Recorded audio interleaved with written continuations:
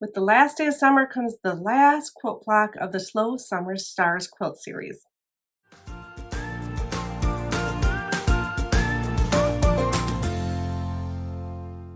Hi, I'm Kathy from the Delafield Quilt Company. If you're new here, I love quilting and I share the projects I'm working on this YouTube channel. This video is the last quilt block of the Slow Summer Stars series. If you're interested in learning more about this series, we do have a link on our website at delafieldquiltco.com, and you can find that link at the top called Slow Summer Stars series. And once you click on there, you'll see all of the cut requirements for each of the blocks and a link to the video. And if you're interested in seeing how this whole quilt comes together, that video is going to be released next week. All right, so let's get started with block number 19. All right, final block 19.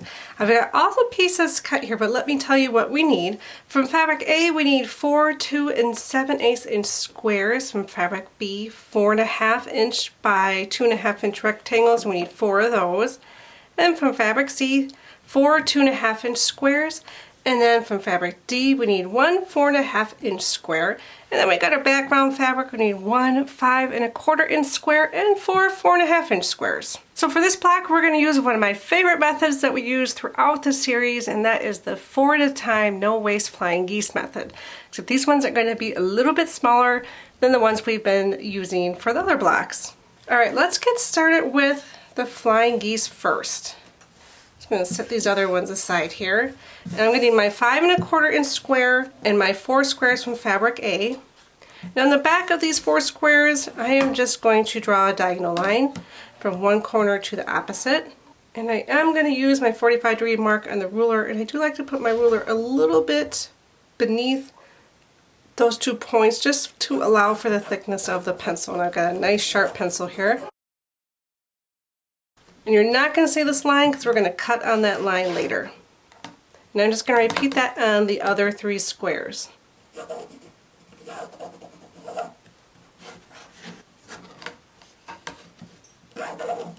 And I am marking this on the wrong side of the fabric in case that wasn't obvious.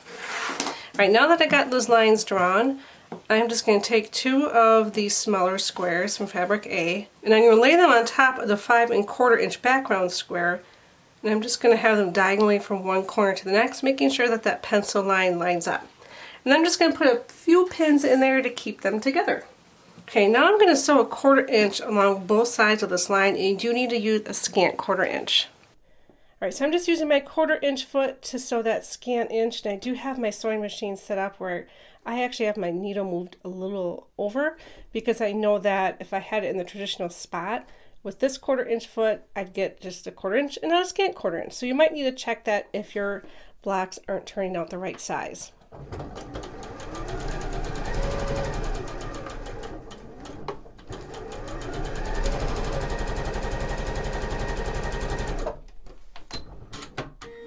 I'm just going to cut the strings, turn it around, and then sew that 1/4 inch on the other side of the line.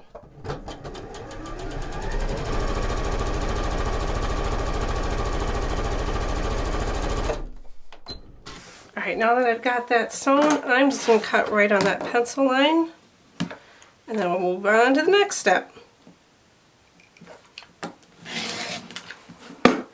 Okay, so now that that's cut, I'm just going to press the seams, and I'm going to press it to the small triangles. Okay, now that these are pressed, I'm going to take our last 2 squares that we drew those lines on, and I'm going to line them up on the unsewn square of this piece, and then make sure that pencil line goes right from one diagonal straight in between the 2 triangles. And I'm just going to put a pin in there to keep it in place, and I'm going to repeat that on this other one here. And then same thing like I did before, I'm going to put a 1/4 inch seam on both sides of those lines.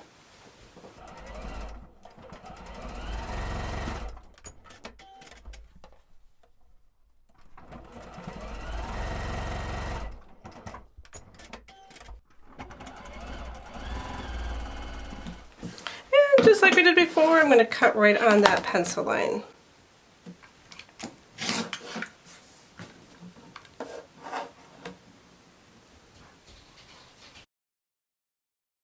Right now I'm going to press again towards the little triangle. And just like that, I've got 4 little flying geese. And these should measure unfinished 2.5 by 4.5 inches. And I'm just going to cut the dog ears off. Okay, we're going to set those guys aside. And now the next part is we're going to sew these little teal squares onto these 4.5 inch squares. And to do this, I am just going to flip them over to the wrong side, and I'm going to draw a line diagonally from one corner to the next. If you wanted to, you could probably fold these and press them. But since I got the pencil out, I'm just going to draw the line instead.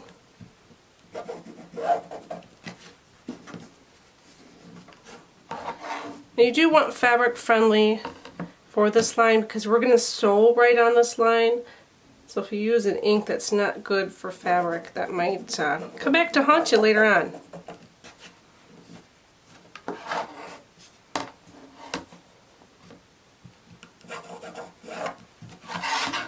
Okay, now with our 4 squares, I am just going to sew one of these teal squares, right sides together, right on this diagonal line here.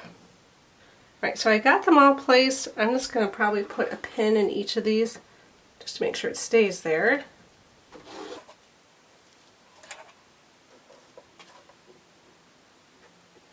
You do want to make sure that it's lined up on these 2 edges here of the background fabric. And then I'm going to sew right on the pencil line. So no 1/4 inch this time, just right on the line.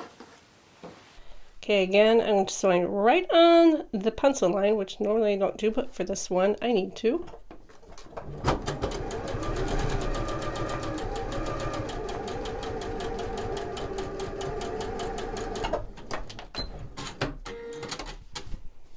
And I'm just going to keep doing that for these other blocks here.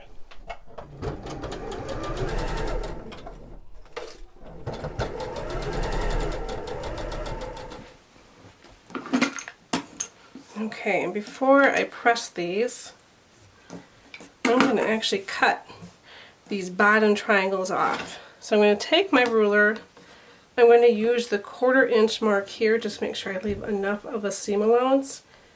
And I'm placing that right on the stitch line. I know that's probably a little bit hard to see because of the color thread I used. I've just got that right there, and I'm just cutting this corner piece off. And then I'm going to press this to the little triangle, and I'll have this little square with this little teal triangle in it. And it's going to repeat that on the other 3 as well.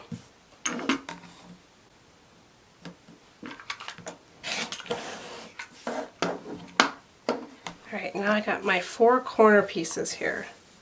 Now we are just about ready to sew this block together, so I'm going to get my 4 corner pieces that I just made. And I'm going to put our flying geese out on the edges here in between those corner pieces. And then I'm going to take those 4.5 by 2.5 inch rectangles, put those one under each flying geese. And then our centerpiece. Alright, so I'm just going to sew this by sewing these rectangles to the flying geese. And then I'll probably sew by rows, and then I'll come back and I'll show you what this final block of the Slow Summer Star series looks like. And there we've got the finished block 19. So your unfinished block size should be 12.5 inches, and then the finished size is going to be 12 inches. And make sure you tune in next week because I'm going to show how we put all of these 19 blocks together. So just a quick recap, the first block was a chain block that's going to actually be repeated several times throughout the quilt. And then the other 18 were unique star blocks that we sewed throughout the summer. And before you go, let's take a quick look at all the stars that we made in this series.